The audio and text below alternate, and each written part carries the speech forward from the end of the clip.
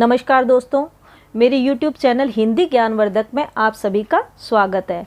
आज हम हिंदी साहित्य की पाठ्य पुस्तक सरयू के तीसरे अध्याय रहीम जी के दोहों का भावार्थ करेंगे। आइए एक नज़र कवि परिचय पर डालते हैं। हिंदी साहित्य की समृद्धि में मुस्लिम कवियों का विशेष योगदान रहा है। इन कवियों में रहीम नाम से विख्यात अब्दुल रहीम खान खाना का प्रमुख स्थान है। अब्दुल रहीम खान खाना रहीम जी का पूरा नाम है। इनका जन्म सन 1556 ईस्वी में सम्राट अकबर के संरक्षक एवं परम विश्वास पात्र बैरम खां के घर लाहौर में हुआ। बच्चों, लाहौर पाकिस्तान में है और जो बैरम खां रहीम जी के पिताजी हैं वो सर्वप्रथम हुमायूं के सलाहकार थे। हुमायूं कौन? अकबर के पिता। जब हुमायूं की मृत्यु हो गई तो वो अकबर के संरक्षक बन गए और बैरम खां की मृत्यु के पश्चात अकबर ने ही उसका संरक्षण किया, रहीम जी का संरक्षण किया। रहीम जी की माता का नाम सुल्ताना बेगम था। रहीम को वीरता, राजनीति, राज्य संचालन, दान आदि गुण अपने माता पिता से विरासत में प्राप्त हुए थे। सन 1562 में बैरम खां की मृत्यु, बैरम खां यानी कि रहीम जी के पिता की मृत्यु के पश्चात रहीम की शिक्षा दीक्षा का कार्यभार अकबर ने संभाला। रहीम तुर्की, अरबी, फारसी, उर्दू, हिंदी, संस्कृत आदि अनेक भाषाओं के जानकार थे। अकबर इनकी बुद्धिमत्ता, वीरता आदि से प्रभावित हुआ और उसने शहजादों को दी जाने वाली उपाधि का मतलब पदवी, कौन सी उपाधि? मिर्जा खां की उपाधि से सम्मानित किया। यानी कि जो उपाधि शहजादों को, पुत्रों को दी जाती है, वो उपाधि उसने मिर्जा खां की उपाधि है जो रहीम जी को प्रदान की। रहीम जी का देहावसान यानी कि मृत्यु सन 1626 ईस्वी में हुई। रहीम बहुमुखी प्रतिभा के धनी थे। उनके व्यक्तित्व में विविध गुणों का लक्षण था और वे मुसलमान होकर भी कृष्ण के अनन्य भक्त थे। वे एक साथ सेनापति, प्रशासक, आश्रयदाता, दानवीर, बहुभाषाविद यानी अभी ऊपर पढ़ा हमने, उन्हें बहुत सारी अरबी, फारसी, उर्दू भाषाओं का ज्ञान था। वे कला के पारखी थे और राजनीतिज्ञ भी थी। साथ के साथ प्रत्युपन्नमति यानी कि तुरंत हाजिर जवाबी जैसे गुणों से युक्त थे। उनके दोहे किस भाषा में है? ब्रिज भाषा में, बरवे अवधी भाषा में तथा मद नाटक खड़ी बोली में रचित है। रहीम की रचनाएं जीवन रस से परिपूर्ण हैं। मानसिक औदार्य, सांस्कृतिक विशालता और धार्मिक सहिष्णुता तथा मानवीयता इनकी रचनाओं का केंद्रीय विषय रहा है। इन्होंने ब्रिज, अवधी, खड़ी बोली की सहज सरल बोधगम्य भाषा का अपने काव्य में प्रयोग किया है। इनके काव्य में नीति, भक्ति, प्रेम, श्रृंगार का सुंदर समावेश देखा जा सकता है। शैली कैसी है इनकी? सरल, सुबोध और सहज ग्राह्य, ग्राह्य यानी कि ग्रहण करने योग्य है, आसानी से समझ में आ जाता है जो बोलते हैं। रहीम की रचनाओं में रहीम दोहावली को सतसई भी कहा जाता है। बरवे नायिका भेद, मद नाटक, रास पंचाध्यायी, श्रृंगार सोरठा, खेट कोतक, नगर शोभा, संस्कृत काव्य और अन्य कई फुटकर काव्य, फुटकर से तात्पर्य छोटी मोटी कविताएं, दोहों आदि का कोई काव्य विशेष उल्लेखनीय है। रहीम जी के दोहों का भावार्थ देखते हैं। अच्युत चरण तरंगिनी शिव सिर मालती माल, हरि न बनाओ सुर सरी की जो इंदव फाल। अच्युत यानी भगवान विष्णु, चरण तरंगिनी यानी कि चरणों से निकलने वाली, शिव भगवान शिव, सिर यानी कि मस्तक, मालती माल यानी कि मालती फूलों की माला। हरि फिर यहाँ पर विष्णु के लिए ही आया है। सुर सूरी नहीं है, ये सुरसरी है अर्थात गंगा की जो मतलब कीजिए। इंदव यानी कि चंद्रमा और भाल का मतलब होता है मस्तक, यानी कि जिन्होंने अपने मस्तक पर चंद्रमा को धारण कर रखा है अर्थात भगवान शिव। इस दोहे के अंतर्गत रहीमदास जी ने गंगा मैया की स्तुति की है अर्थात उनके प्रति अपनी भक्ति भावना को व्यक्त किया है और प्रथम दोहा है इसलिए इसमें उन्होंने मंगलाचरण से ही प्रारंभ किया है। इसमें वो कहते हैं कि हे गंगा मैया, आप तो भगवान विष्णु के चरणों से निकलने वाली हैं और भगवान के मस्तक पर मालती पुष्पों के समान सुशोभित हैं।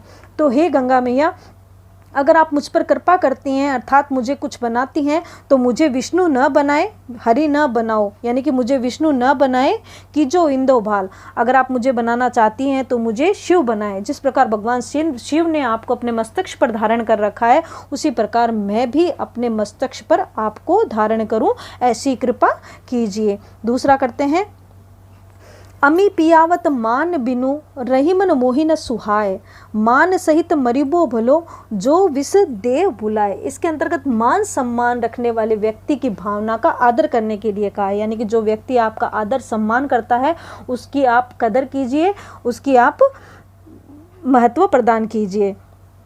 अमी यानी कि अमृत, पियावत का मतलब होता है पिलाना, मान बिनु यानी कि बिना मान के, रहीमन रहीम जी के लिए आया है, मोही यानी मुझे, सुहाय मतलब मुझे अच्छा लगता, अच्छा लगना, न सुहाय यानी कि मुझे अच्छा नहीं लगता, मान सहित यानी कि सम्मान के साथ, मरीबो यानी कि मरना, भलो यानी कि अच्छा लगना, विष यानी कि जहर, विष, बुलाए मतलब बुलाना। रहीमदास जी कह रहे हैं कि जो व्यक्ति आपको बुलाता है और बिना मान के आपको अमृत पिलाता है तो ऐसा अमृत मुझे अच्छा नहीं लगेगा, अर्थात मुझे वो नहीं सुहाएगा।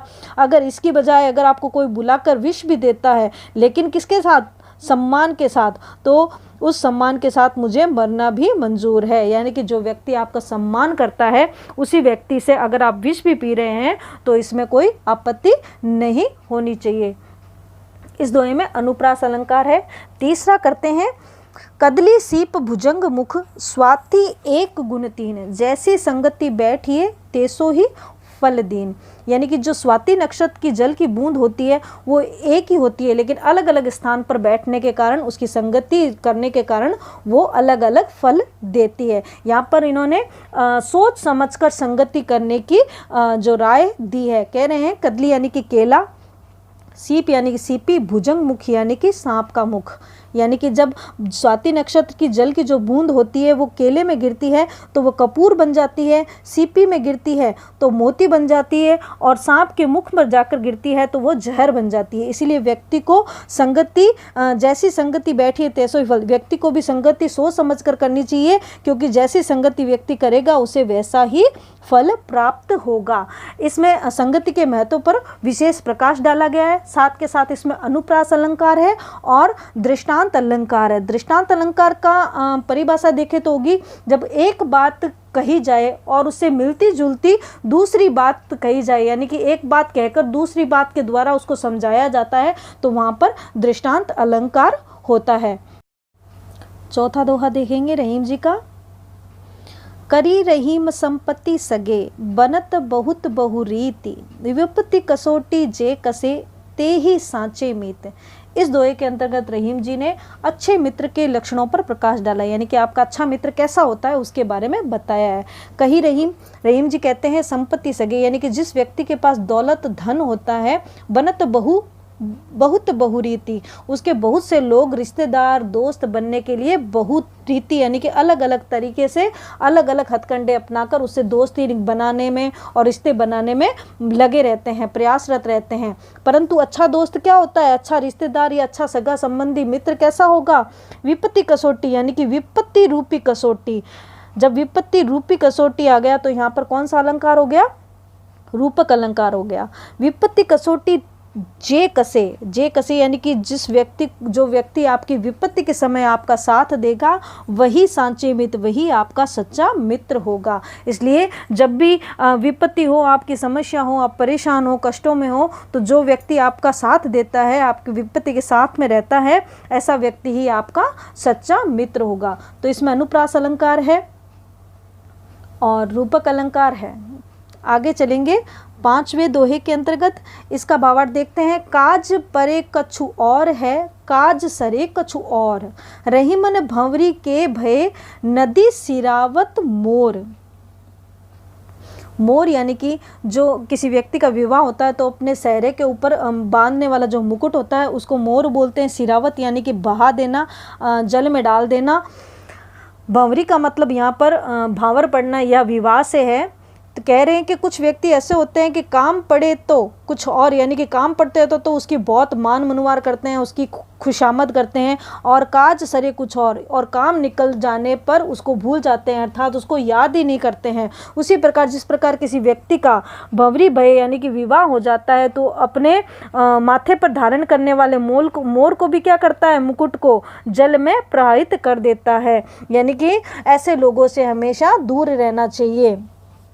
इसमें भी आपको अनुप्रास अलंकार है और दृष्टांत अलंकार है। दृष्टांत अलंकार मैंने पहले भी बताया कि जब एक बात कही जाए और उससे मिलती मुलती उसी बात को समझाने के लिए दूसरी बात कही जाए तो वहाँ पर दृष्टांत अलंकार होता है। अगला बहुत ही इजी है, खैर खून खांसी खुशी, बैर प्रीति मद पान, रहीमन दाबे ना दबे, जानत सकल जहान। इस दोहे के अंतर्गत कुछ ऐसी क्रियाओं का जो व्यवहार है वो कभी छुपाने से नहीं छुपता है, उसके बारे में बात करें। सबसे पहले खैर, खैर यानी कि खैरियत, जैसे अपन पूछते हैं क्या खैरियत है, यानी कि कुशलता।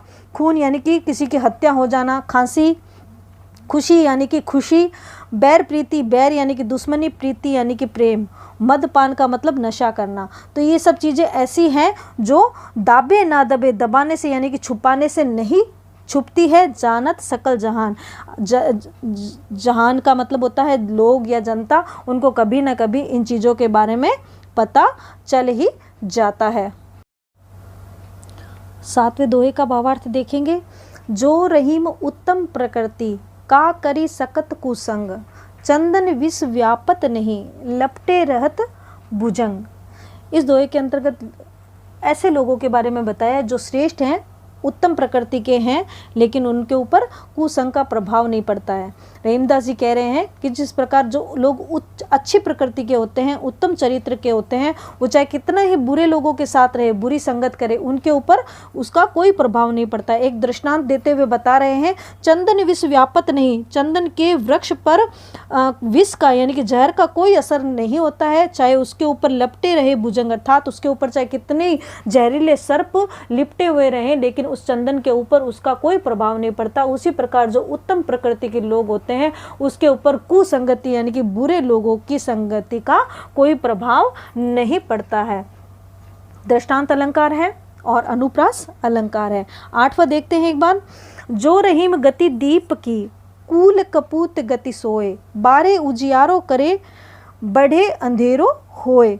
इसमें रहीमदास जी ने कुपुत्र और दीपक की समानता का वर्णन किया है। किस प्रकार किया देखते हैं। रहीमदास जी कह रहे हैं कि जो दीपक होता है उसकी स्थिति और कुपुत्र की गति, गति का मतलब स्थिति, एक समान होती है। यानी कि जो दीपक होता है जब वो जलता है, बारे उजियारो करे यानी कि जब जलता है तो उजाला करता है, बढ़े यानी कि जब उसकी लौ बढ़ जाती है तो कालिक फैलकर अंधेरा हो जाता है। तो उसी प्रकार जो पुत्र होता है वो भी क्या होता है, बारे उजियारे यानी कि जब उसका जन्म होता है तो घर में खुशियाँ आती है, उजाला छा जाता है। बड़े बड़े यानी कि जब वो बड़ा होता है, बढ़ता है तो बड़ा होकर क्या करता है, बुरा व्यवहार करता है, उससे परिवार में क्या है, निराशा फैल जाती है, अर्थात अंधकार छा जाता है। तो इन दोनों में समानता बताई है।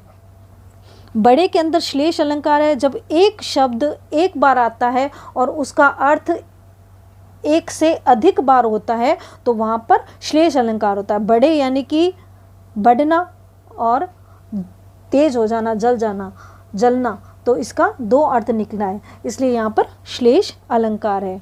अगला देखते हैं 9वां, रहीम ओछे नरन सो, बैर भलो ना प्रीत, काटे चाटे स्वान के, दो भांत विपरीत। रहीमदास जी कह रहे हैं कि नीच लोगों से, बुरे व्यवहार वाले लोगों से हमेशा दूर रहना चाहिए। कैसे, रहीमदास जी कह रहे हैं ओछे नरन, जो छोटे लोग, नीच लोग होते हैं, बुरी बुद्धि वाले लोग होते हैं, उनसे ना तो दुश्मनी, बैर यानी कि दुश्मनी अच्छी है, और ना ही प्रीत, प्रीत यानी कि मित्रता अच्छी है, वह दोनों ही नुकसानदायक है। कैसे, एक दृष्टांत देते हुए इसमें कह रहे हैं, काटे चाटे स्वान के, स्वान मतलब कुत्ता, कुत्ते का जो चाटना और काटना दोनों ही क्या होता है, बिल्कुल नुकसान पहुंचाने वाला। तो दो भांति विपरीत, दोनों ही तरफ से विपरीत यानी कि दोनों ही तरफ से नुकसानदेह है। जिस प्रकार बुरा दोस्त, बुरा व्यक्ति होता है, ना तो दोस्त अच्छा होता है और ना ही दुश्मन अच्छा होता है, उसी प्रकार कुत्ते के चाटने से और काटने दोनों से ही व्यक्ति को क्या होता है, नुकसान होता है। तो इसलिए इसमें कौन सा अलंकार हो गया, दृष्टांत अलंकार हो गया।